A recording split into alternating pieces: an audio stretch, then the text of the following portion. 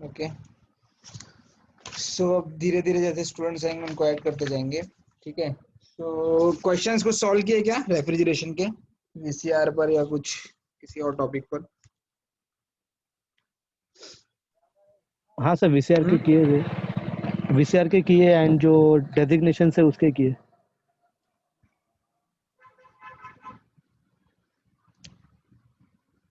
देवेंद्र? हाँ नहीं सर, आज तो नहीं ट्राई। हाँ करो ट्राई, जितना ज्यादा करेंगे उतना बेटर है ना? हाँ sir.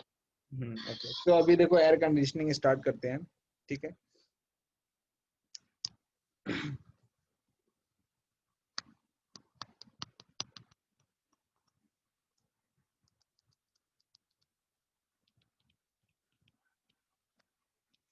Okay, so first definition देख लेते हैं कि एयर कंडीशनिंग बोलता क्या है। एयर कंडीशनिंग क्या कहता है कि it is a process of simultaneously control of temperature, humidity, velocity of air and purity of air। ठीक है, एयर कंडीशनिंग क्या कहता है कि अगर हमें एयर पर कंट्रोल है, इसकी चार प्रॉपर्टीज, फोर प्रॉपर्टीज कौन कौन सी? टेम्परेचर उसकी, उसकी ह्यूमिडिटी, उसकी वेलोसिटी ऑफ एंड प्योरिटी। अगर इन चार चीजों पर हमने कंट्रोल कर दिया तो एयर को हमने क्या कर लिया? अपने तरीके से कंडीशन कर लिया।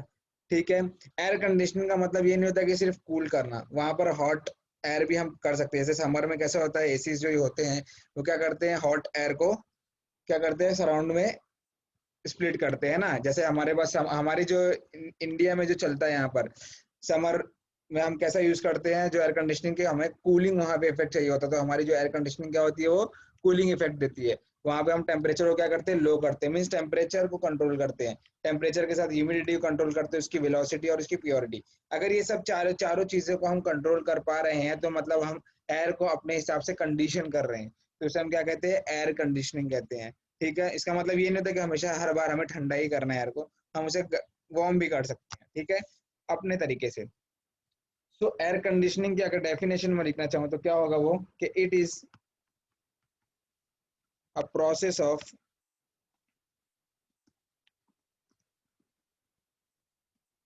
simultaneous control of these four terms: temperature, humidity, velocity of air and purity of air। ठीक है, अगर इन चारों चीजों पर हमारा कंट्रोल है तो हम एयर को अपने हिसाब से कंडीशन कर सकते हैं। ठीक है, नाउ एक टर्म आएगा बार बार इस एयर कंडीशनिंग में, वो क्या होगा? साइकोमेट्री। ये एक ऐसा टर्म है जो बार बार आने वाला है। और एक टर्म आएगा मॉइस्ट एयर। ठीक है,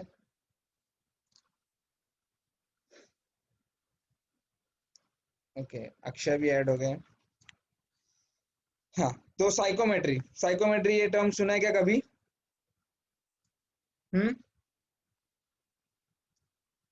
आकाश, देवेंद्र, अक्षय, कोई भी आपने कभी साइकोमेट्री सुना है क्या?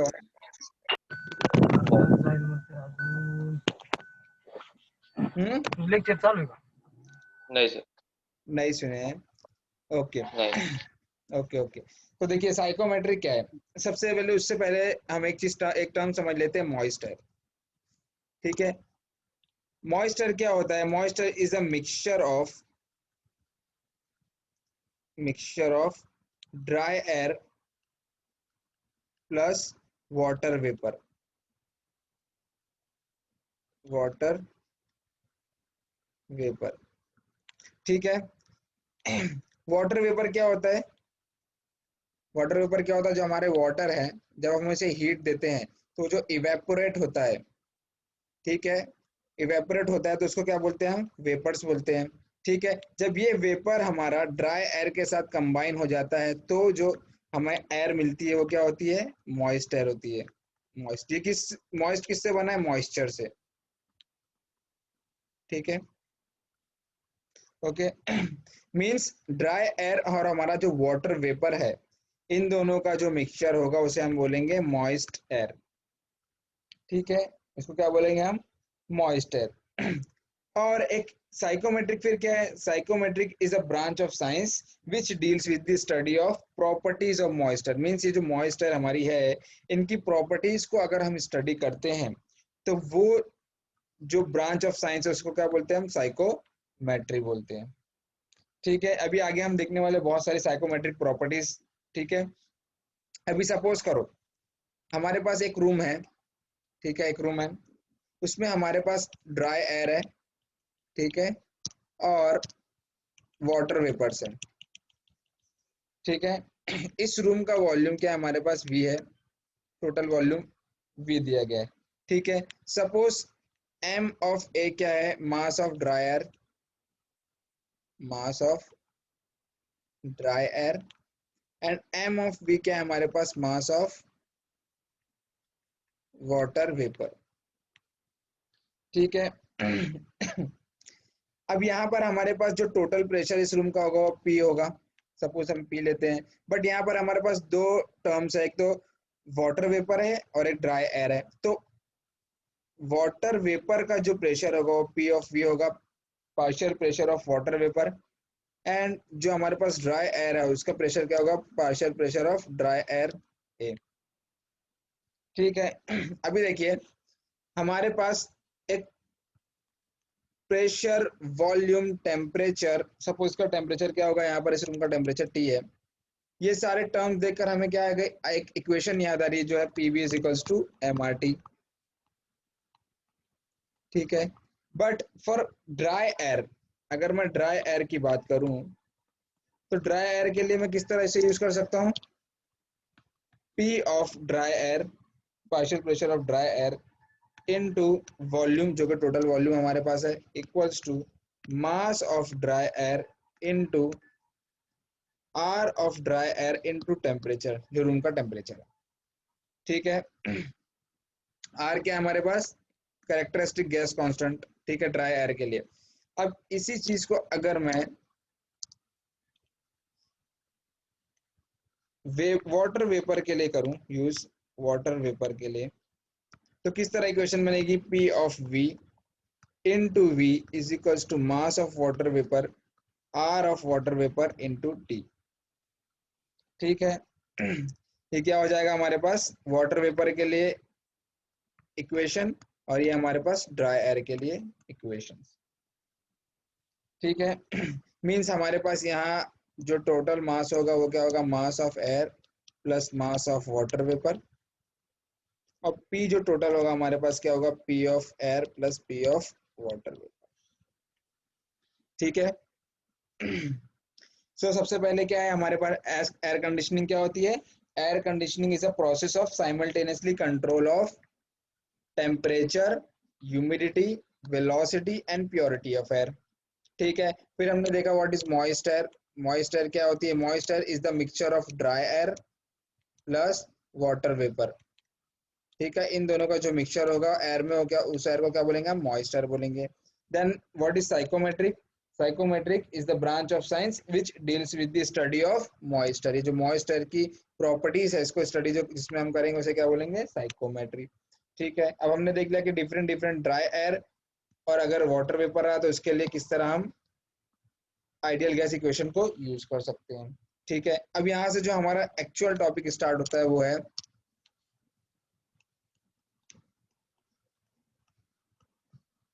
Psychometric properties.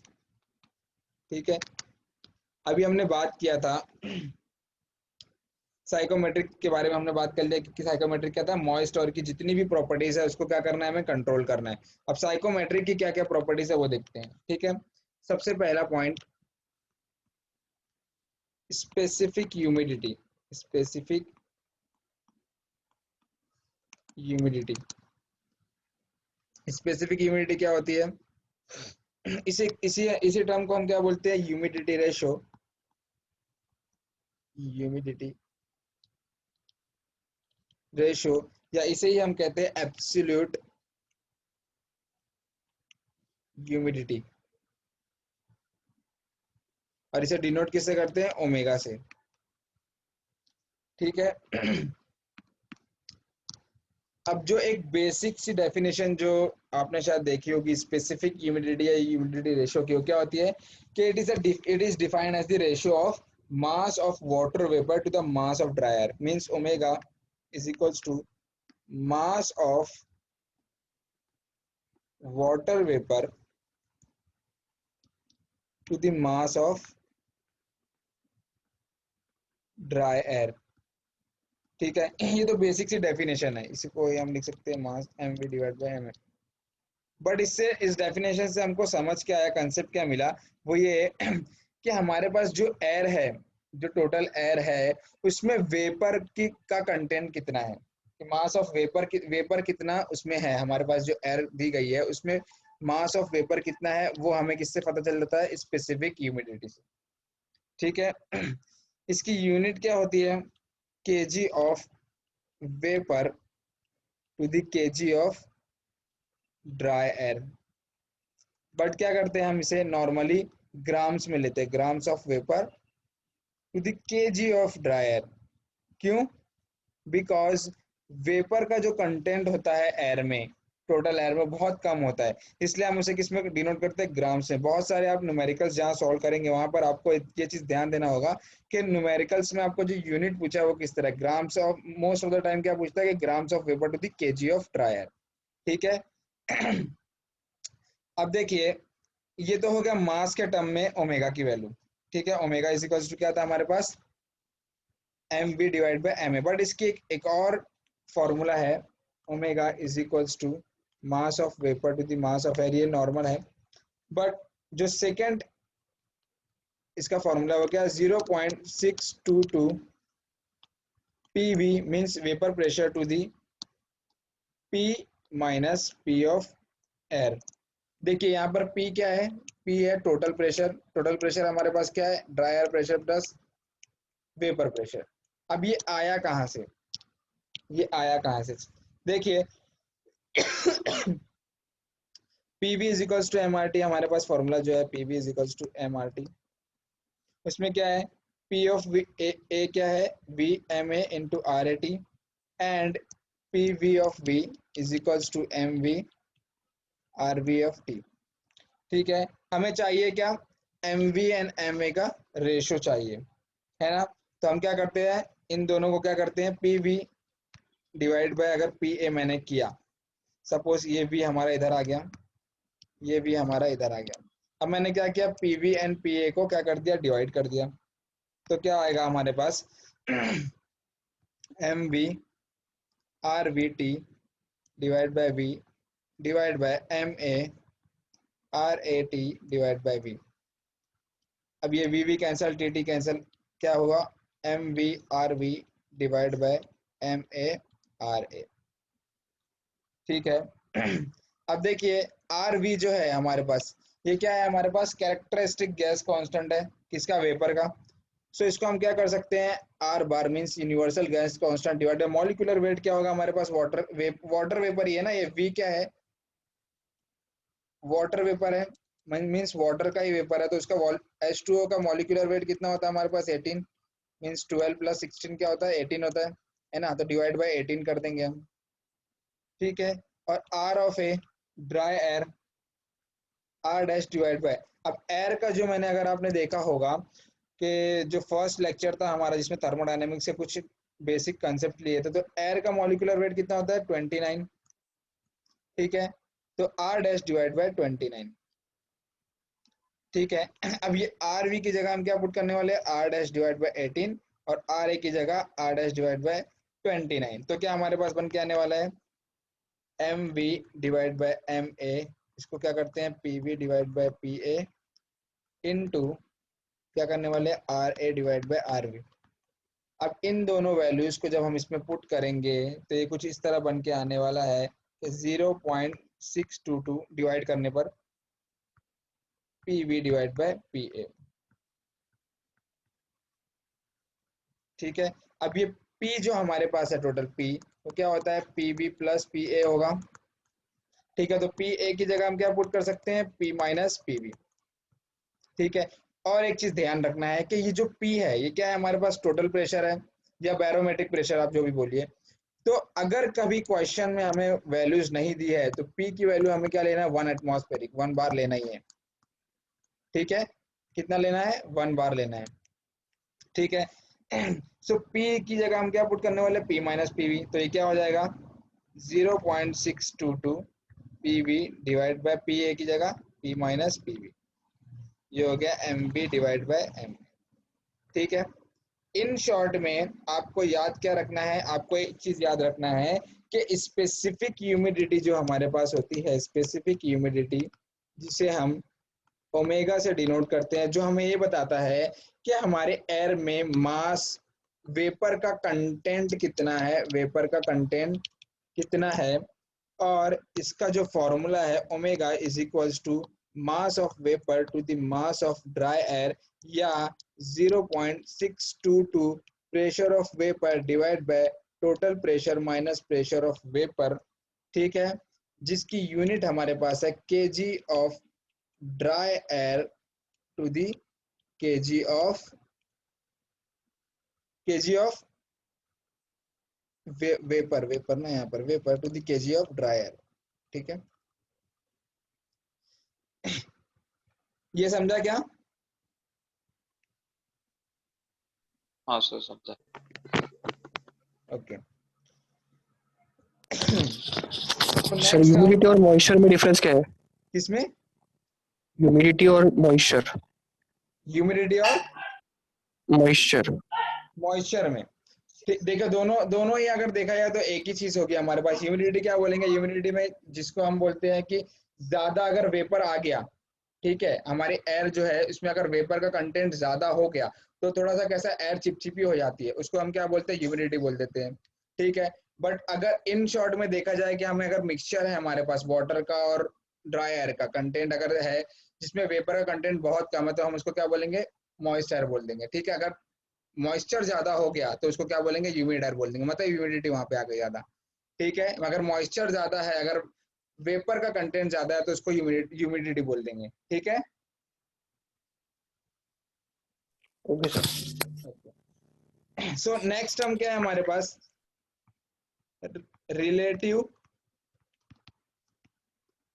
ह्यूमिडिटी, जिसे हम डिनोट किससे करने वाले हैं, फाई से। ठीक है, अभी देखो स्पेसिफिक ह्यूमिडिटी क्या थी, आकाश, देवेंद्र, अक्षय, कोई भी बताओ स्पेसिफिक ह्यूमिडिटी क्या बता रही थी हमें? हाँ, mass of water vapour with respect to mass of dry air. हाँ वो तो है, बट उससे हमको समझ में क्या आ रहा था, वो तो रेशो एक हो गया कि mass of vapour divide by mass of air, M V. Presence of water vapour in dry air. हाँ, कितना कंटेंट है वाटर वेपर का। ठीक है, तो रिलेटिव ह्यूमिडिटी क्या हमको बताने वाली है, रिलेटिव ह्यूमिडिटी हमको बताने वाली है कि कितना मास ऑफ वेपर है और मैक्सिमम कितना हो सकता है। ठीक है, मींस अभी कितना एयर में वेपर है और मैक्सिमम कितना हो सकता है, ये जो बताने वाला टर्म है वो हमें क्या, उसे हम क्या बोलते हैं, रिलेटिव ह्यूमिडिटी, जिसे हम फाई से डिनोट करते हैं। इन शॉर्ट में एक परसेंटेज दिखाता है हमको। फाई इज इक्वल्स टू क्या होता है, mass of vapour to the mass of vapour in saturation condition. Okay, saturation condition क्या होती है, सैचुरेशन कंडीशन वो होती है जिसमें जो हमें ये बताता है कि जो एयर है उसमें मैक्सिमम अमाउंट ऑफ वेपर आ चुका है। ठीक है, मींस क्या, अगर एक एयर है, ठीक है, एयर में अगर हमारे पास 100% वेपर आ गया तो उसको हम क्या बोलते हैं, रेन बोलते हैं, मतलब जो बारिश हमारी हो जाती है वो क्या होता है, उस एयर में पूरी मॉइस्चर मींस पूरी की पूरी वेपर आ जाती है, तो क्या बन जाता है हमारे पास, रेन बन जाती है। तो एम वी, अगर सपोज हमारे पास दिया गया है फाई की वैल्यू 80% दी गई है, इसका मतलब क्या है, इसका मतलब ये है कि 20% अभी भी क्या है उसमें कैपेसिटी ये है कि वो वाटर वेपर अपने अंदर ले सकता है। ठीक है, इसका मतलब ये कि मास ऑफ वाटर वेपर कितना है और सैचुरेशन कंडीशन मतलब मैक्सिमम हो गई, मींस मैक्सिमम वो कितना ले सकता है, उसको क्या बोलेंगे हम, उस रेशियो को रिलेटिव ह्यूमिडिटी। ठीक है, क्या होगा रिलेटिव ह्यूमिडिटी, कि मास ऑफ वेपर कितना है और मैक्सिमम कितना हो सकता है। इसकी जो हमें डिटेल देगा वो क्या देगा, रिलेटिव ह्यूमिडिटी, और वो हमेशा परसेंटेज में ही आपको दिखेगी। ठीक है, उसे डिनोट किससे करने वाले हम, फाई से। ठीक है, सो इसका भी एक टर्म प्रेशर के फॉर्म में कैसा रहेगा, पीवी डिवाइड बाय पीवीएस, मतलब partial pressure of vapour to the partial pressure of water vapour at saturation condition. ठीक है, अगर मुझे डेफिनेशन लिखना है रिलेटिव ह्यूमिडिटी की तो किस तरह लिखूंगा मैं, relative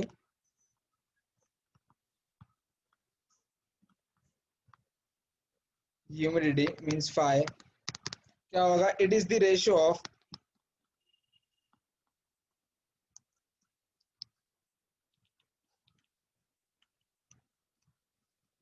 mass of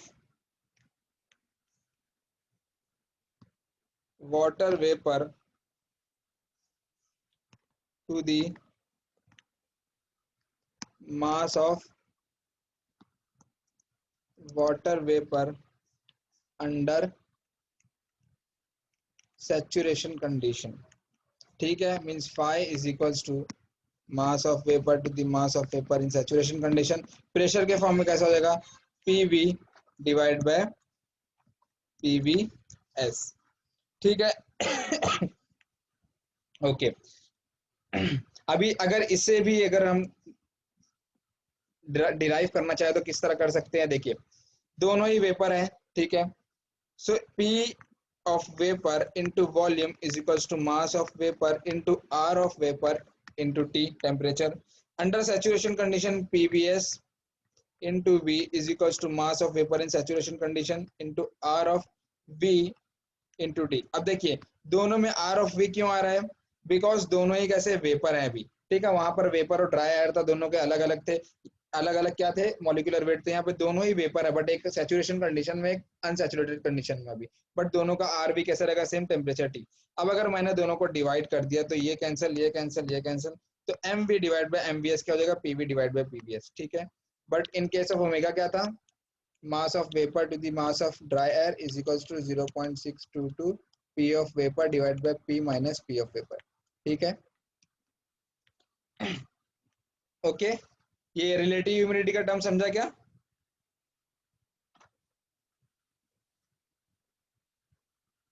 Yes, sir. Yes sir. Okay. ठीक है, सो नेक्स्ट टर्म पे जाते हैं। अब जो नेक्स्ट प्रॉपर्टी है वो है dry bulb temperature.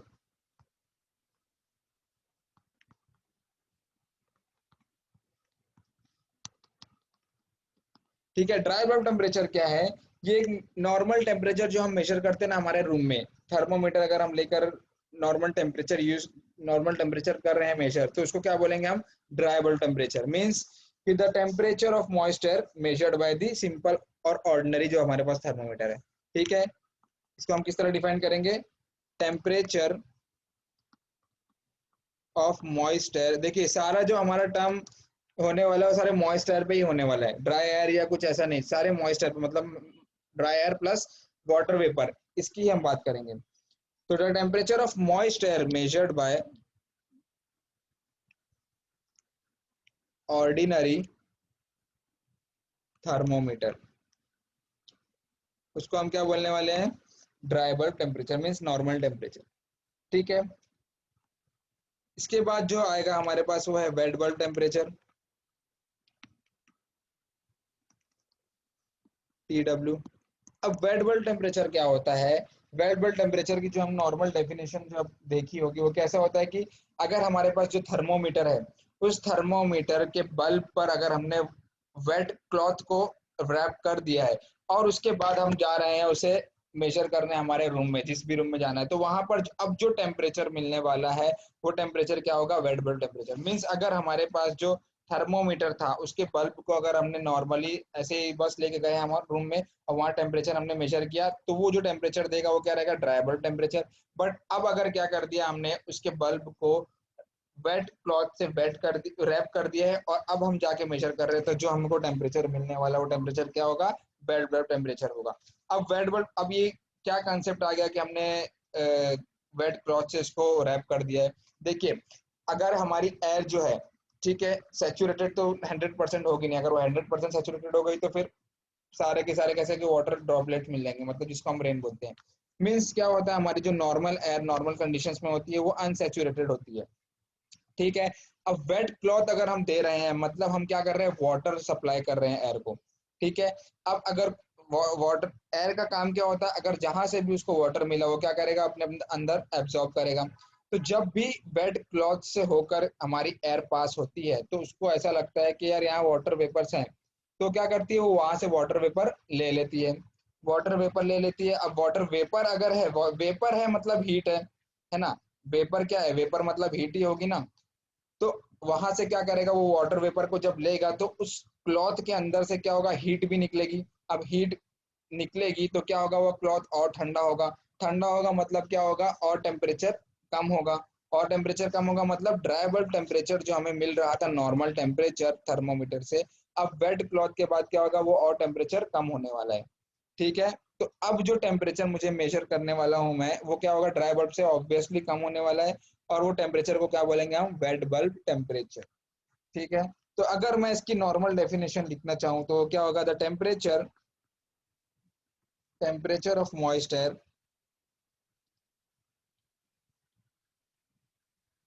measured by the thermometer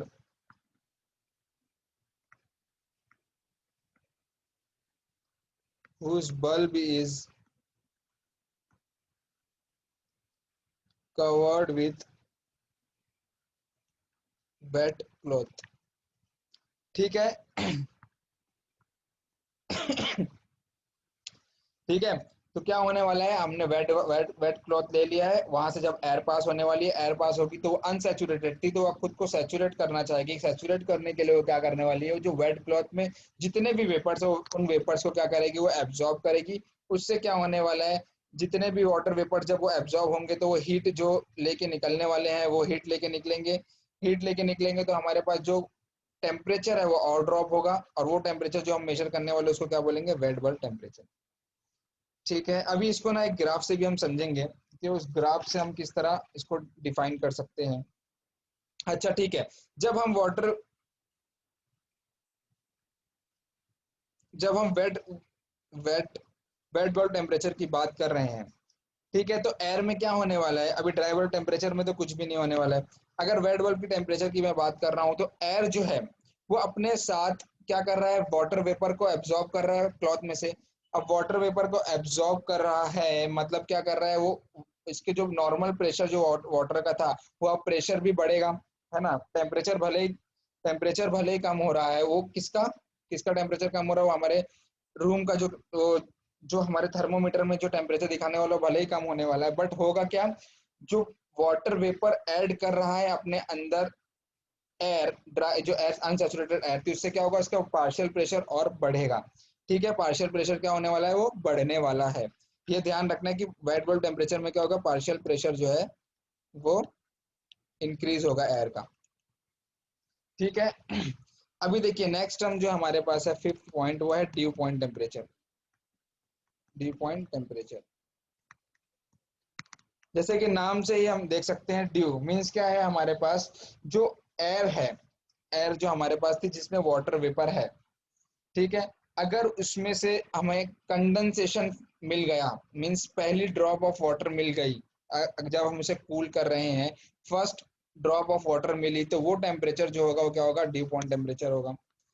देखिए हम इसकी जो नॉर्मल एक एग्जांपल है वो ये है कि जब हम वाटर बॉटल जो हमारी होती है, ठीक है, जो बहुत ठंडी वाटर बॉटल होती है, जब हम उसे निकाल के रेफ्रिजरेटर से निकाल करके अगर हमने नॉर्मल इन्वायरमेंट पे रखा, तो उसके अराउंड में क्या आ जाता है, वो जो वाटर बबल्स आ जाते हैं, है ना। वो क्या होता है, वो अंदर से तो आते नहीं है बाहर, बिकॉज लीकेज तो नहीं है ना उसमें हमारे बॉटल्स में।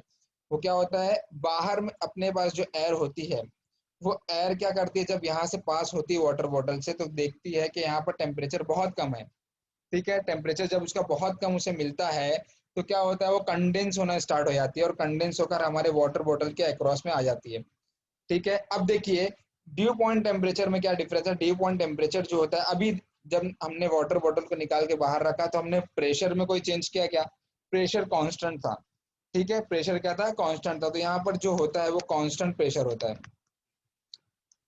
कांस्टेंट प्रेशर हो जाता है। ठीक है, और क्या होती है, हमें ड्यू मिलती है, तो वो टेम्परेचर को हम क्या बोलते हैं, ड्यू पॉइंट टेम्परेचर बोलते हैं। अगर मैं इसे डिफाइन करना चाहूँ तो क्या होगा कि it is a saturated temperature corresponding to the initial condensation. ठीक है, initial condensation corresponding to the partial pressure of water vapour. इसे अगर मैं लिखना चाहूँ तो क्या होगा, ये it is the saturated temperature corresponding to the initial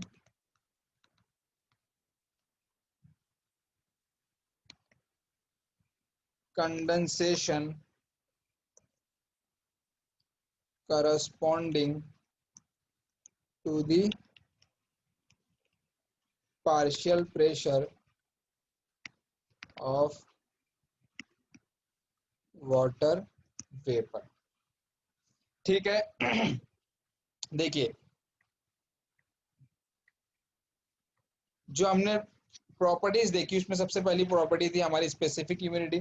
specific humidity क्या बोलती है कि मास ऑफ वाटर वेपर कितना है मास ऑफ टोटल एयर में।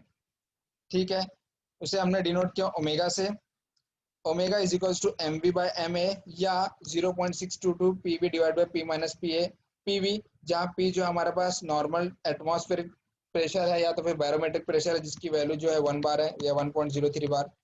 ठीक है, अगर हमें क्वेश्चन में नहीं दिया तो हम डायरेक्टली ये यूज करेंगे। ठीक है, unit kg of vapour to the KG of dry air, ये दोनों अगर हमारे पास फॉर्मूले हमें याद है तो हम न्यूमेरिकल को सॉल्व कर सकते हैं। सेकंड हमारे पास प्रॉपर्टी थी रिलेटिव ह्यूमिडिटी। रिलेटिव ह्यूमिडिटी को हम फाइ से डिनोट करते हैं। रिलेटिव ह्यूमिडिटी हमें बताती है कि कितना मास ऑफ वाटर वेपर हमारे पास अभी है एयर में और कितना मैक्सिमम हो सकता है। ठीक है, so phi is equals to M V divide by M V S mean saturation condition में is equals to P V divide by P V S. ठीक है, ये था रिलेटिव ह्यूमिडिटी। थर्ड जो हमने देखा वो था dry bulb temperature. Dry bulb temperature हमारा क्या है कि हमारा जो नॉर्मल थर्मोमीटर जो नॉर्मल टेम्परेचर है हमारे रूम का, जो हम थर्मोमीटर से मेजर कर रहे हैं वो है dry bulb temperature. Wet bulb temperature क्या था, वेट बल्ब टेम्परेचर ये था कि हमने पार्शियल प्रेशर सबसे पहले क्या किया, हमने जो हमारा थर्मोमीटर था उसके बल्ब पर हमने क्या कर दिया, वेट क्लॉथ को रैप कर दिया। तो अब जो टेम्परेचर मैं मेजर करने वाला हूँ वो टेम्परेचर क्या होगा, हमारे पास वेट बल्ब टेम्परेचर होगा। और वेट बल्ब टेम्परेचर में एक चीज याद रखना है कि हमारा पार्शियल प्रेशर एयर का क्या होता है, बढ़ता है। क्यों, क्योंकि वो जो एयर है वो अपने अंदर और वाटर वेपर को क्या करती है, ऐड करती है। ठीक है, नेक्स्ट जो हमारे पास था वो था ड्यू पॉइंट टेम्परेचर। अब ड्यू पॉइंट टेम्परेचर क्या था, ड्यू पॉइंट टेम्परेचर हमें ये बोल रहा था कि हमने क्या कर दिया है, एयर को पास कराया है किसी भी कूल प्लेस से। अब होने वाला क्या है, एयर में जो वाटर वेपर थे वो वाटर वेपर क्या हुए, कंडेंस हो गए। जहां हमारा पहला इनिशिएशन हुआ कंडेंसेशन का उस टेम्परेचर को हम बोलेंगे ड्यू पॉइंट टेम्परेचर। और एक चीज ये कि हमारे पास जो पार्शियल प्रेशर रहेगा वाटर वेपर का वो कांस्टेंट रहने वाला है क्योंकि हम प्रेशर में कोई भी छेड़छाड़ नहीं कर रहे हैं। ठीक है, अब इन टर्म्स को अगर मैं एक टी एस डायग्राम में बताना चाहूँ, कौन से terms, dry bulb temperature, wet bulb temperature and dew point temperature, इन तीनों टेम्परेचर को अगर मैं टीएस डायग्राम में शो करूं तो किस तरह होगा। देखिए सबसे पहली बात, एक डोम स्ट्रक्चर बनने वाला है हमारे पास। ठीक है, ये हमारे पास टी डायग्राम, टी यहाँ पर एस। ठीक है, टीएस डायग्राम में मुझे एक चीज पता है कि प्रेशर की जो लाइन होती है वो कुछ इस तरह होती है, प्रेशर लाइन कुछ इस तरह होगी। ठीक है, मैंने क्या कर लिया, एक पॉइंट ले लिया, पॉइंट 1। ठीक है, यहाँ पर जो प्रेशर है इसको बोल दिया मैंने वेपर प्रेशर पीवी। ठीक है, सुपर हीटेड कंडीशन में सपोज ले लिया मैंने, जहाँ टेम्परेचर उसका बहुत ज्यादा हाई है अभी। ठीक है, अब क्या कर रहा हूं मैं, ये पार्शियल ये वेपर प्रेशर से करस्पॉन्डिंग जो टेम्परेचर होगा, ठीक है, ये वेपर प्रेशर से करस्पॉन्डिंग जो टेम्परेचर होने वाला है ये क्या होगा, dry bulb temperature, normal temperature हमारा। ठीक है, ये हो गया हमारे पास ड्राई बल्ब टेम्परेचर। अभी मुझको क्या करना है, सपोज ये है हमारे पास एक और एक और क्या है हमारे पास, प्रेशर लाइन है। अभी मुझको क्या करना है, मुझे प्रेशर को इंक्रीज करना है, प्रेशर को इंक्रीज करना है और एयर को क्या करना है, सैचुरेट करना है। मींस क्या है, मुझको wait bulb temperature find out करना है। क्यों, अब देखिए मैंने वेट बल्ब की डेफिनेशन में क्या बोला था, जो हमारे पास एयर जो पास होती है वेट क्लॉथ से, वो क्या करती है, अपने आप को सैचुरेट करने का ट्राई करती है कि अपने आप को सैचुरेट करे, और उसके लिए वो क्या करती है, वाटर वेपर को एब्जॉर्ब करती है, जिससे उसका प्रेशर क्या होता है, बढ़ता है। अभी इस डायरेक्शन में अगर हम जाएंगे तो हमारा प्रेशर इंक्रीज होगा, मतलब बढ़ता जाएगा प्रेशर। तो मुझे क्या करना है, प्रेशर को इंक्रीज करना है और जो हमारी एयर है उसको भी क्या करना है, सैचुरेट करना है। ये हमारे पास सैचुरेशन कंडीशन है। तो मैं क्या कर रहा हूँ, इस डायरेक्शन में प्रेशर इंक्रीज तो कर रहा हूँ, बट एयर को भी सैचुरेट करना है। मींस मैं इस पॉइंट से इस पॉइंट की तरफ शिफ्ट हो रहा हूँ, इस पॉइंट से इस पॉइंट की तरफ शिफ्ट होऊंगा। तो अब इस प्रेशर, इस पॉइंट के करस्पॉन्डिंग जो मेरे पास टेम्परेचर आएगा, इसको मैं बोलूंगा वेट बल्ब टेम्परेचर। ठीक है, ये क्या होगा, हमारा वेट बल्ब टेम्परेचर होगा। बट अगर मैंने क्या किया, प्रेशर को ही कांस्टेंट रख दिया, प्रेशर को क्या कर दिया, कांस्टेंट रख दिया, और कंडेंस कर रहा हूँ। First initial condensation means saturation मुझे अगर मिलेगी, सैचुरेशन तो मुझे पॉइंट यहाँ मिलने वाला है, ठीक है। बट अगर मैं प्रेशर का कांस्टेंट प्रेशर पे जाऊं, मतलब इस लाइन पर जाऊं और सैचुरेट कर लूं, तो इस पॉइंट के करस्पॉन्डिंग जो टेम्परेचर मुझे मिलेगा, वो मेरा क्या होगा, ड्यू पॉइंट टेम्परेचर होगा। समझा क्या Akshay and Devendra? Sir due point का रिपीट करो, बाकी समझाओ। हाँ सर ने एक बार न तो सभी ड्यू रिपीट कर पॉइंट। दो। हाँ, एक बार फिर रिपीट करूं, ठीक है। हाँ। देखिए वापस से लेते हैं, ठीक है। ये है हमारे पास टीएस डायग्राम,